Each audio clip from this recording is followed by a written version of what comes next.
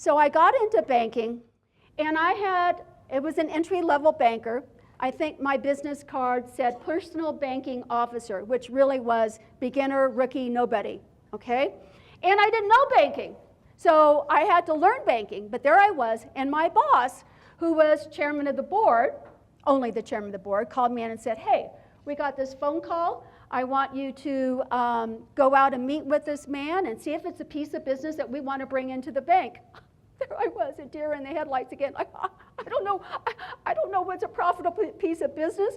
I said, sure, why not? So I go into Century City, which is all high-rise buildings, and I go up to this office on the 35th floor, and the administrative person invites me in, and I meet this man and go into his office, which was a really big office, floor-to-ceiling windows, and not a lot in there, just basically his desk. Now, he's in a suit and a crisp white shirt, and, you know, he's something, and I'm nobody, and so I give him my card.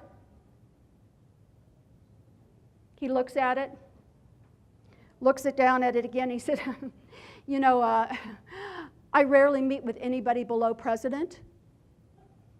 I'm thinking, okay. So I sit down, and I've got my notebook out, and I'm taking copious notes as he is pontificating about this great piece of business he's going to give us and how lucky we're going to be. And of course, I'm trying to think, okay, is this really a great piece of business or not, or what is it? And finally, he finishes, and so I've got all my notes because I've been a good girl and done all this. And he said, so, is this a piece of business you want or not? And I said, well, you know, I'm going to take my notes and I'm going to go back and meet with the chairman. No, I want you to tell me right now, are you going to take this piece of business or not? Now, in that time, I don't have time for reflection. I can't say, time out, I need to go get a latte and think about this. No, this is where courage comes in, that I had to be very centered in what I was doing and what I was going to do and be accountable for that. So I reached down, picked up my briefcase, put my hand out and said, thank you, this was nice meeting you. This would not be something that we'd be interested in. Whoa. I got up and started walking to the elevator. He followed me the whole way, breathing on me, saying, you know, this is a small town.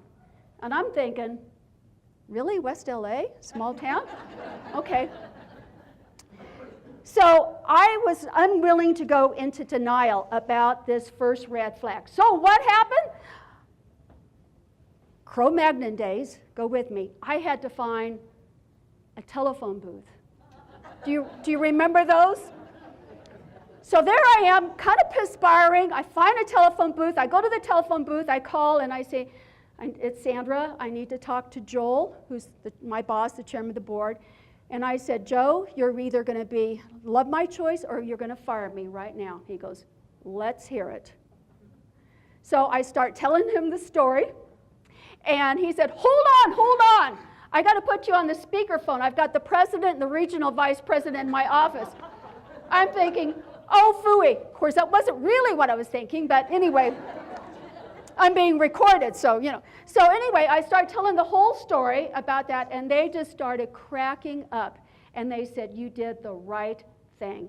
So we all have those big red flags, and it's whether or not in your courage consciousness you can stay centered in yourself so that you can see that red flag. Now, here's the deal. You want to be able to look at why does it take 2 red flags, 3 red flags, 4 red flags for you to finally make a decision to stand in your courage? So denial is saying no to courage. My choice allowed me to demonstrate a small legacy step in my courageous life.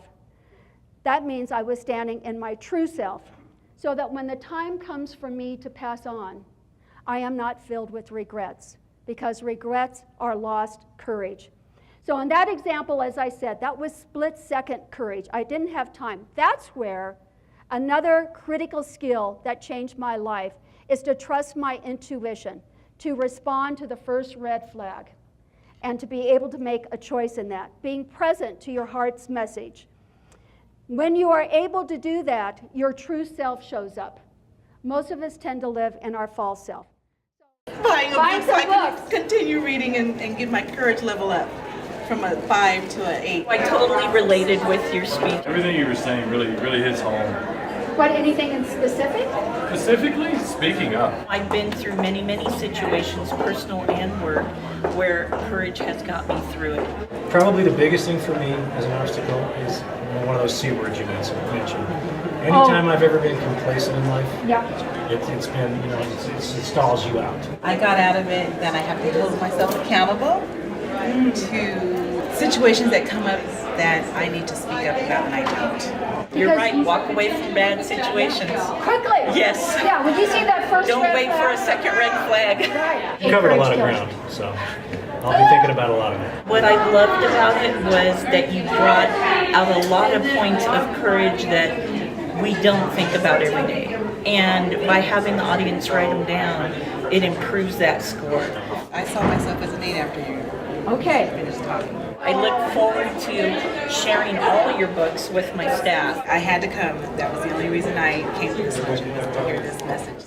And Lily Tomlin said, all my life I've always wanted to be somebody, and I realize now I should have been more specific.